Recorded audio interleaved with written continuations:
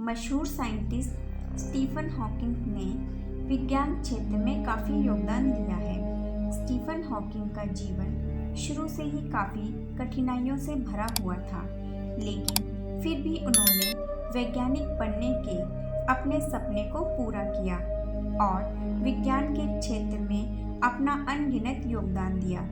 उनके योगदान के चलते कई ऐसी चीज़ों के बारे में खोज की गई जिसकी कल्पना शायद ही पहले किसी ने की हो।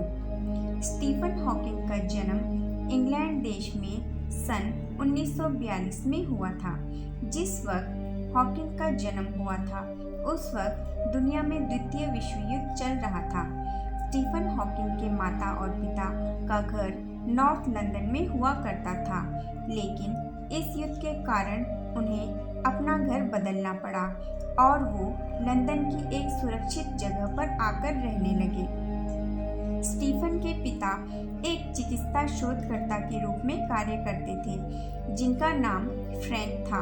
वहीं इनकी माता का नाम इसोबेल था और जो चिकित्सा अनुसंधान संस्थान में बतौर एक सचिव के रूप में कार्य करती थी।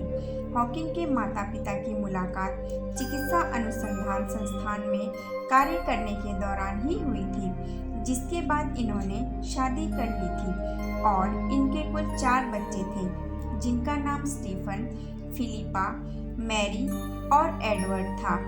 एडवर्ड इनका गोद लिया हुआ बेटा था।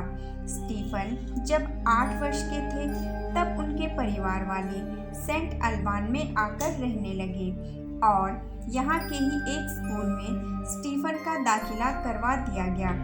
अपनी स्कूली शिक्षा पूरी करने के बाद स्टीफन ने ऑक्सफोर्ड विश्वविद्यालय में दाखिला लिया और यहाँ पर इन्होंने भौतिकी विषय पर अध्ययन किया।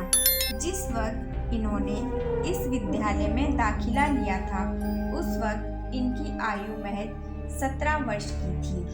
कहा जाता है कि स्टीफन को गणित विषय में रुचि थी और वो इसी विषय में अपनी पढ़ाई करना चाहते थे, लेकिन उस वक्त ऑक्सफोर्ड विश्वविद्यालय में ये विषय नहीं हुआ करता था, जिसके कारण उन्हें भौतिकी विषय को चुनना पड़ा। भौतिकी विषय में प्रथम श्रेणी में डिग्री हासिल करने के बाद इन्होंने कैम्ब्रिज विश्वविद्यालय से अपनी आगे की पढ़ाई की। साल 1962 में कैम्ब्रिज विश्वविद्यालय में department of applied mathematics and theoretical physical में इन्होंने ब्रह्मांड विज्ञान पर अनुसंधान किया। स्टीफन हॉकिंग आम लोगों के जैसे ही अपना जीवन जी रहे थे, लेकिन साल 1963 में इनकी सेहत खराब होने लगी। स्टीफन की बिगड़ती हालत देख उनके पिता उन्हें अस्पताल ले गए, जहां पर उनकी जांच की गई और जांच में पाया गया स्टीफन को एम्योट्रोफिक लेटरल स्क्लेरोसिस नामक बीमारी है। इस बीमारी के कारण शरीर के हिस्से धीरे धीरे कार्य करना बंद कर देते हैं और इस बीमारी का कोई भी इलाज नहीं है। जिस वक्त स्टीफन को इस बीमारी का पता चला था उस वक्त वो कैम्ब्रिज विश्वविद्यालय से अपनी पढ़ाई कर रहे थे, लेकिन उन्होंने अपनी इस बीमारी को अपने सपनों के बीच नहीं आने दिया। बीमार होने के बावजूद भी उन्होंने अपनी पढ़ाई को पूरा किया और साल 1965 में उन्होंने अपनी पीएचडी की डिग्री हासिल की।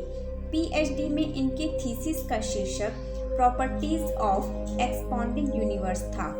जिस साल स्टीफन को अपनी बीमारी के बारे में पता चला उसी साल उनकी मुलाकात अपनी पहली पत्नी यानी जैन वाइट से हुई थी।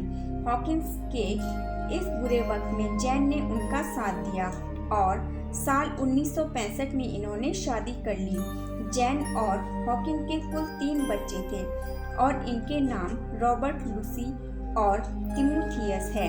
हॉकिंग की शादी 30 सालों से चली थी और साल 1995 में जैन और हॉकिंग ने तलाक ले लिया था।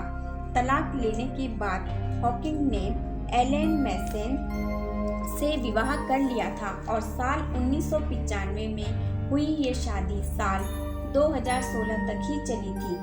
कैम्ब्रिज से अपनी पढ़ाई पूरी करने के बाद भी हॉकिंग इस कॉलेज से जुड़े रहे और इन्होंने एक शोधकर्ता के रूप में यहाँ कार्य किया।